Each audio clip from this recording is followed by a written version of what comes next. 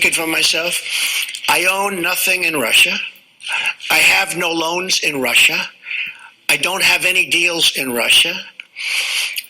President Putin called me up very nicely to congratulate me on the win of the election. He then called me up extremely nicely to congratulate me on the inauguration, which was terrific. But so did many other leaders, almost all other leaders from almost all other countries. So that's the extent. Russia is fake news. This is fake news put out by the media. The real news. Okay. Well, I'm not a crook.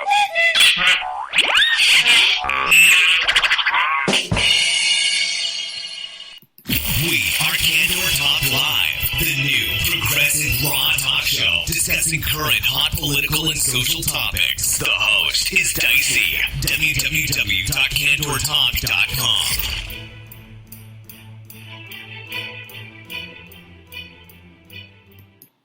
All right, good evening, everybody. Thank you so much for tuning in on this Saturday evening at 11 p.m. This is Candor Talk Live, and I'm your host, Dicey.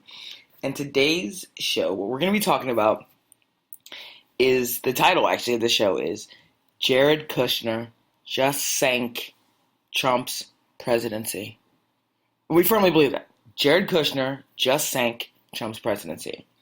Now, it's unbelievable the kind of revelations that have been coming out about the Trump family and the Trump-Russia connection. But this Jared Kushner revelation that just recently came out, two revelations actually, but there have been multiple revelations coming out recently about Jared Kushner. Jared Kushner is basically Donald Trump's son-in-law. He's married to his daughter Ivanka Trump. I mean, for those of you who don't know, obviously you should know, but not obviously you should know. They're not that important, honestly speaking. But the realization is that on this week, actually, there were basically two revelations. And I think Jared Kushner's conduct is the nail in Trump's coffin. On Friday, the Washington Post broke a story alleging that Jared Kushner had requested from the Russian ambassador a secret back channel to communicate with Russia without the U.S. intelligence being aware. Just think about that for a second. He's requesting from a Russian ambassador, a foreign adversary, that there be a secret back channel for the Trump administration and Russia and Putin to be able to communicate. That was the first story that broke. After that story broke on Friday, Reuters broke a story claiming that Jared Kushner had failed to disclose communications he had had with Russians to U.S. officials. Literally, right after the Washington Post story broke, the Reuters story broke. And I'm going to play a video right now because I want you to hear a little bit about what actually the Washington Post actually was able to find out about Jared Kushner and why this is actually a story at this particular time. And obviously, we're going to talk about all those things, the Reuters story, the WAPO story, and why this issue is even important. And the reason why, before I play the video, the reason why today we decided to talk about Jared Kushner, despite all of the problems in the Trump administration, the reason why we decided to do that was because we realized that this is actually probably the biggest scandal that Trump administration has had to face.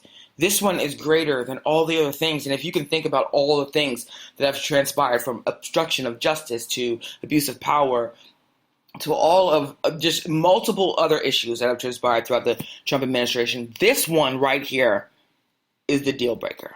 And we'll talk about that throughout the show. So let me play this clip real quickly. It'll let you understand a little bit about why the Washington Post story is important and what actually the Washington Post story was about. Here it is. Well, now to those new questions about President Trump's advisor and son-in-law, Jared Kushner, and his dealings with Russia. Errol Barnett has the latest from the White House. He is so great. If you can't produce peace in the Middle East, nobody can. Speaking on the eve of his inauguration, President-elect Donald Trump praised his 36-year-old son-in-law and advisor, Jared Kushner. Kushner, a core pillar of Trump's inner circle, had been operating as the chief conduit between President Trump and foreign officials during the campaign. Reuters is reporting of at least 3 previously undisclosed contacts at that time between Kushner and the Russian ambassador, Sergei Kislyak. The Washington Post claims Kushner was interested at establishing a back channel of communications with the Kremlin.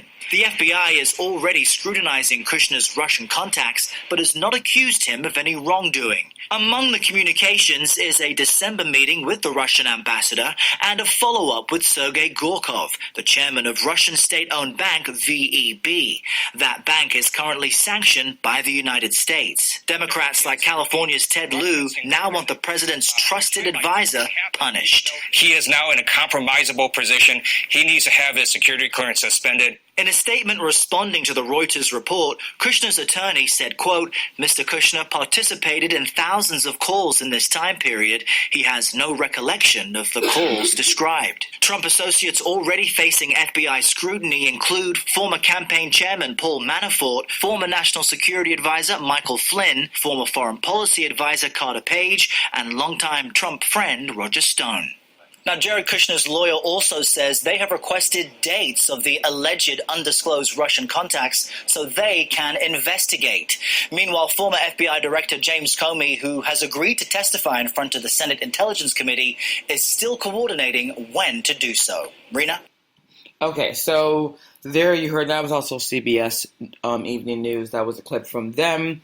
And that was just basically talking a quick summation of what is actually transpiring with Jared Kushner and why there's a scandal out there about Jared Kushner. And if you're sitting there this on Friday or today and you're watching the news and you were sitting there saying, like, I don't know why this even matters, we're going to talk about why that matters, because we have now ventured into the realm of illegality. It's not like what he's done so far is just basically ridiculous stuff, but it doesn't really necessarily, it's meaningless things. It's not meaningless.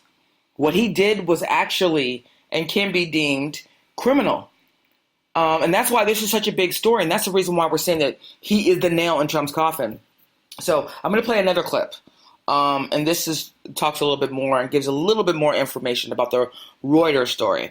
As you can see, the first clip basically talked about both issues, the Reuters story and the Washington Post story.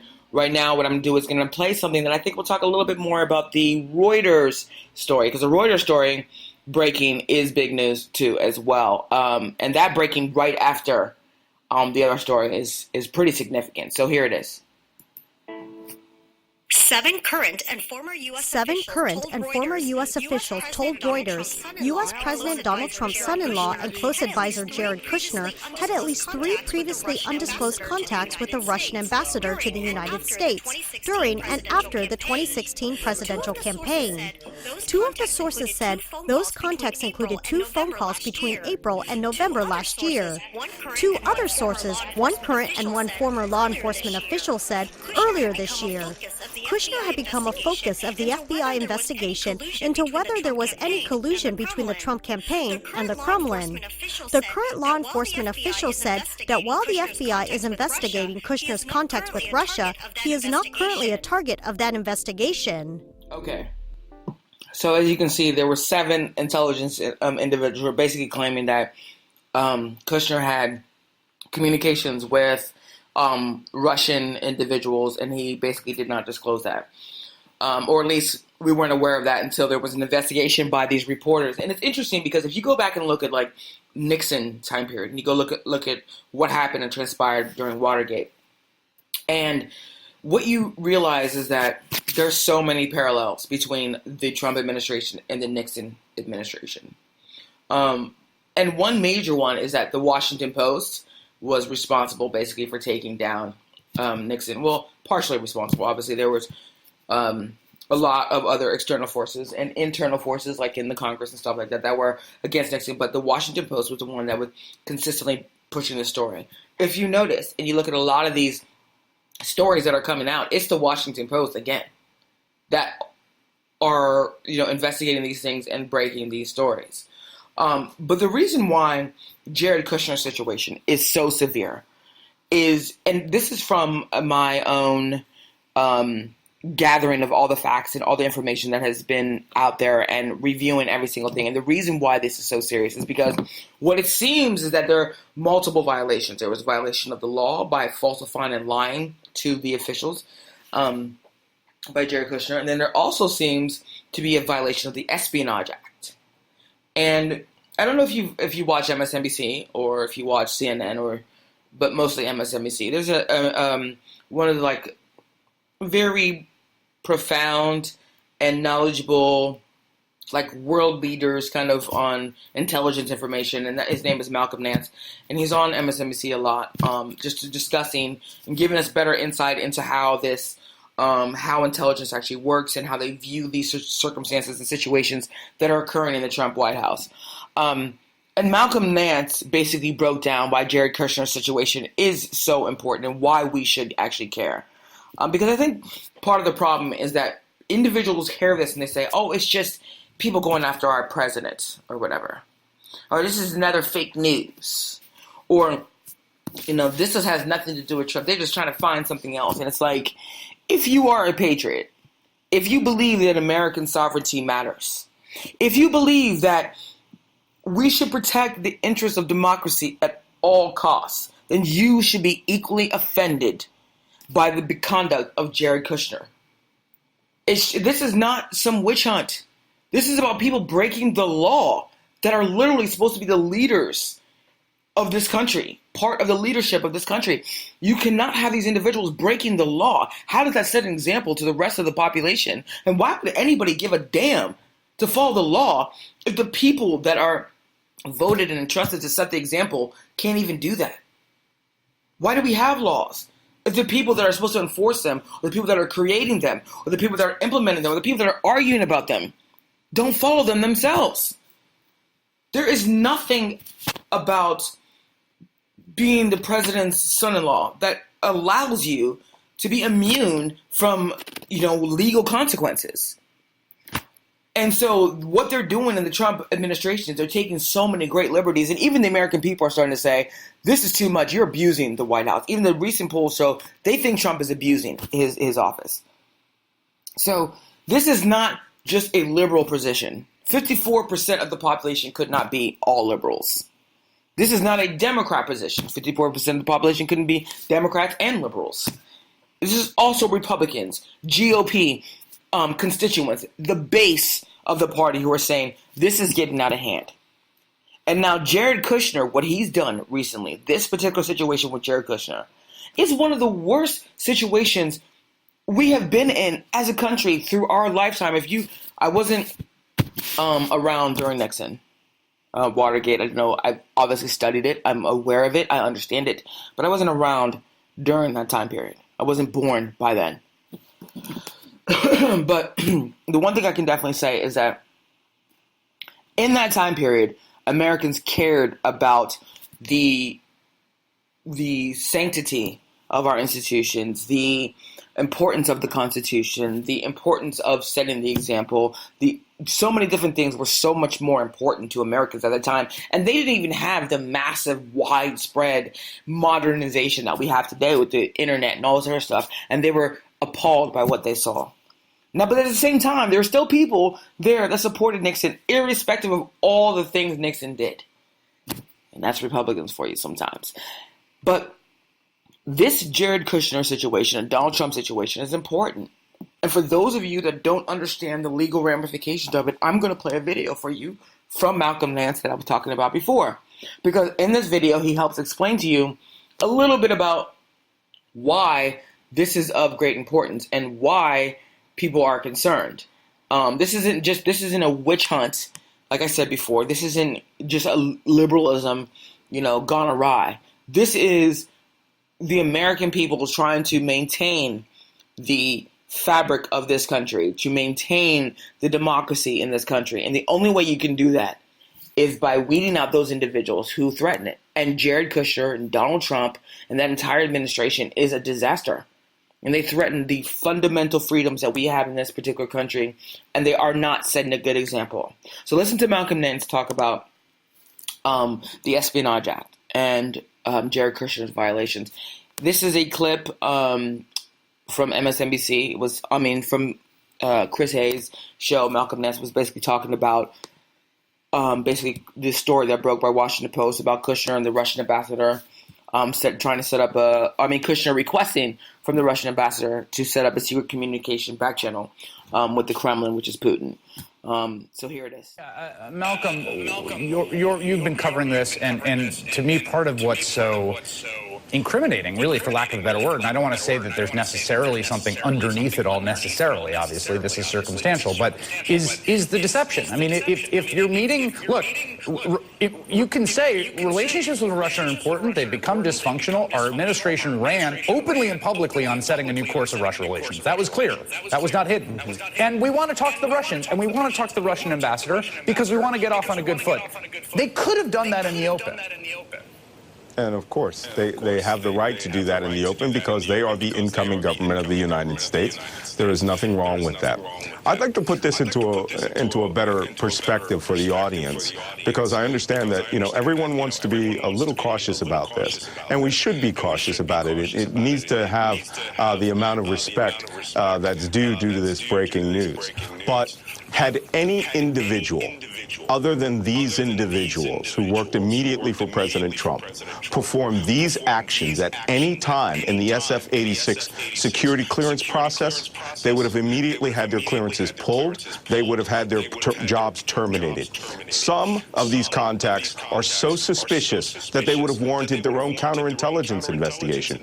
This nation is in a counterintelligence investigation. They are in a spy hunt over at the FBI, and now we have this story, should it prove true, of an American citizen who is the senior advisor to the President of the United States attempting to establish what we call in the intelligence community covert communications with a hostile nation's potential intelligence agency or senior leadership. That crosses the line to the Espionage Act of 1917. This cannot be explained. Put aside the other 18 contacts with Moscow. This one incident requires Jared Kushner and all of his immediate staff to have their clearances pulled right now and to have the FBI descend on there and to determine whether this is hostile intelligence in the White House, one step from the president. Have you experienced in your time when there have been revelations of someone omitting something as salient as this on their clearance form? Yeah, I've had that happen, and not myself, but I've seen people who inadvertently left off contacts with Germans, left off contacts, with people in the course of their duties. Their clearances were temporarily suspended as a matter of course. The counterintelligence agencies and the counterintelligence divisions of all of the intelligence agencies take these omissions very seriously. They're almost as bad as leaving off, very bad financial data, which is blackmailable, which is why they take this seriously. Just because this is the office of the president does not give them a pass. And right now, I am way beyond believing that this is suspicious. I am pretty far beyond this to the point that this is now sinister. There is no way that this can be explained. I mean, from the intelligence perspective, from the diplomatic perspective, perhaps, but there just is no way that if this is true, that he wanted covert communications with the Russians using Russian cryptographic systems in hopes that we didn't have those things broken, then this is now espionage. Okay, so you heard what Malcolm Nance was saying there. And like I said, he's actually somebody who I have a lot of respect for. I think I think a lot of people do too, because he knows what he's talking about. This is a guy who's very, very informed about the intelligence community, worked in it, CIA, all this stuff. So he's one of those people that if you hear him say those kind of things, then you believe him. So obviously, we have espionage violations. That's a problem. But there's also a representative from California. His name is Ted Lieu. He's also an attorney, but he's been very, very vocal about Donald Trump and his family and basically the mafia style that they're running the White House. And he tweeted out about Jared Kushner today. He sent out a tweet, said, certification for my SF-86 security clearance form, which says false statement, punishable by imprisonment. Jared Kushner lied on his form. So basically one of the violations we're talking about now is a line on the SF-86 form. SF-86. Okay, so essentially There's a certification at the bottom of that SF-86 form where you swear that everything you're saying is true and that to the best of your knowledge and belief, and you made it in good faith, and you've carefully reviewed the foregoing instructions and completed this form, and you understand it.